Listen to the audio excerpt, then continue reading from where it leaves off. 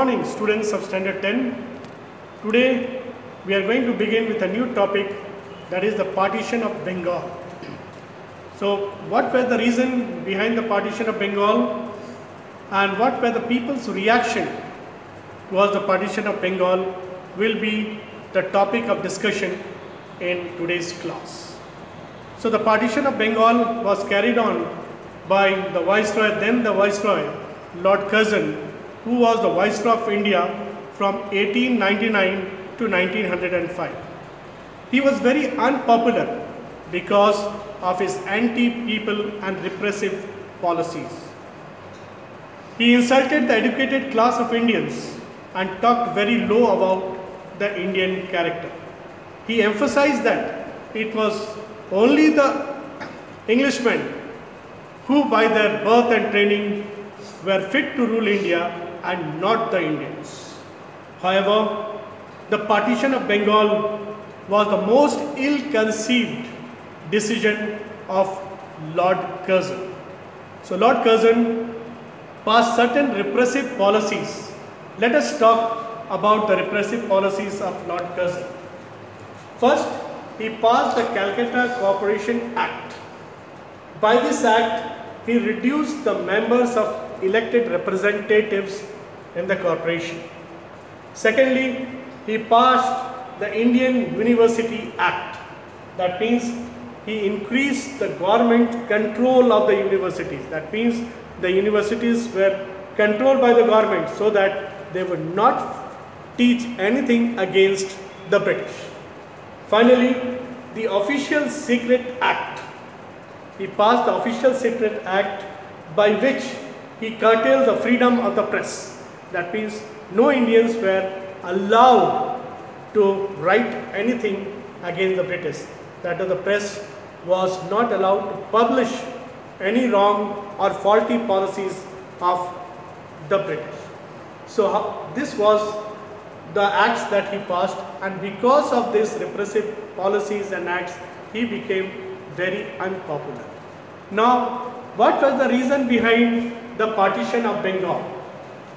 So Lord Curzon said that the Bengal was too big to be governed, because the presidency of Bengal was too big to be governed, and so it has to be partitioned because of the administrative problem.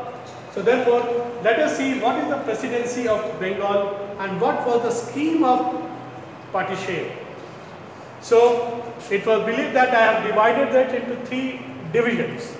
The presidency of Bengal. In the first one, the Bengal was the largest and the most populous state of British India, comprising of Bengal, Bihar, Orissa and Chota Nagpur, with a huge population over 78 million. Secondly, the division of Chittagong, Dhaka and Rajshahi were separated from Bengal and were joined to Assam to form a new province called Eastern Bengal and Assam, with Dhaka as its capital. And it had a population of about 31 million Hindus.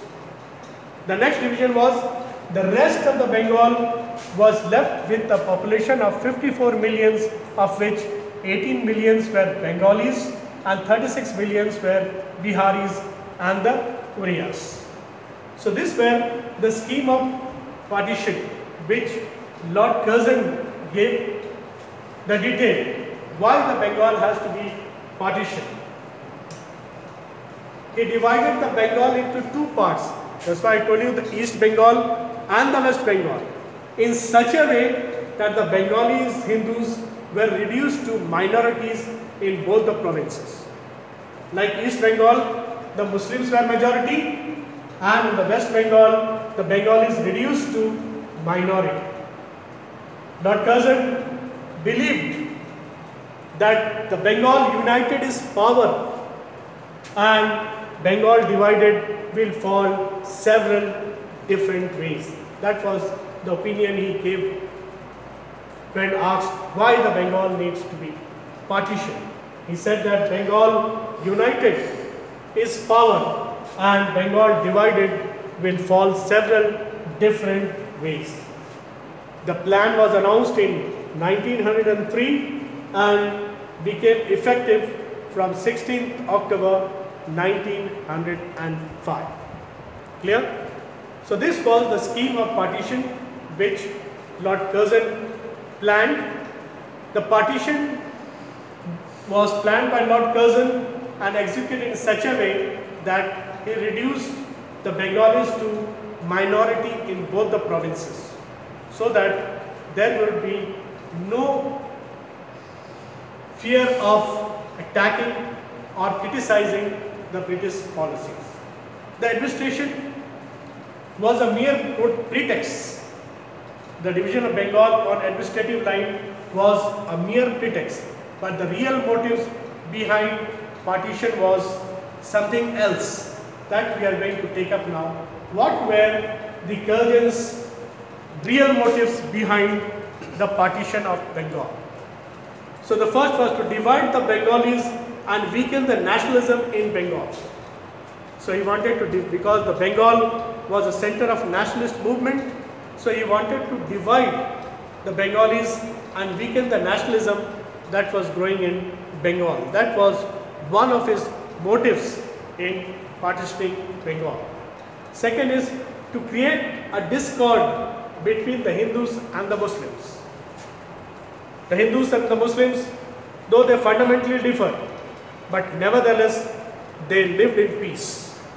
And the British tries to divide these two communities in communal lines to get the benefit, because they very well knew if both these communities were united, their days in India will be numbered.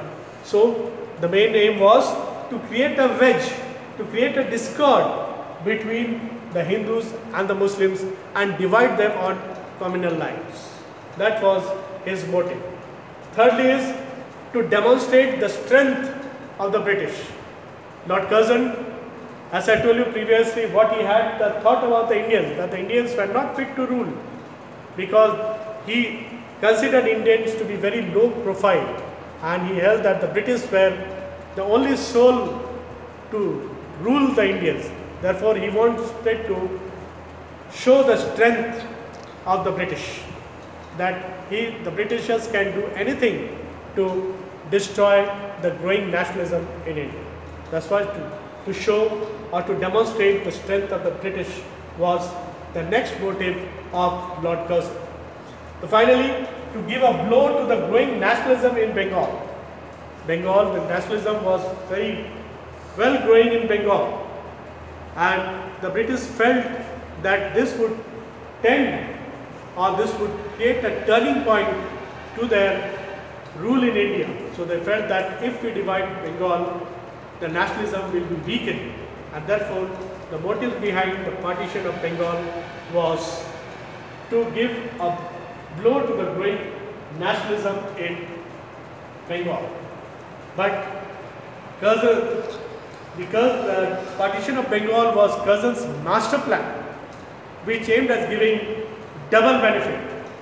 That means to divide the Hindus and the Muslims on communal lines and to demonstrate the strength of the British. But to dividing Bengal on administrative was a mere pretext. That means it was not for the administrative reason, but it was for this particular reason. So these were the real motives behind the partition of Bengal. And the partition of Bengal was carried on 16th October 1905. So the partition created a long agitation among the people.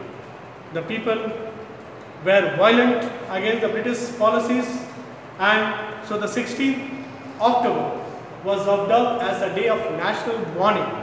That means people walked barefoot to the banks of the river Ganges and took a holy bath and prayed that they will not separate from each other. So the people, they tied Rakhi, or the Raksha Bandhan day was observed on the wrist of the Hindus and the Muslims, telling that this is the unbreakable bond.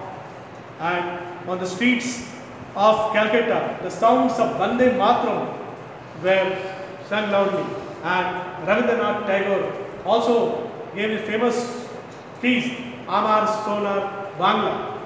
And so the cries were felt, Bande Mataram cries were all around the streets of Calcutta.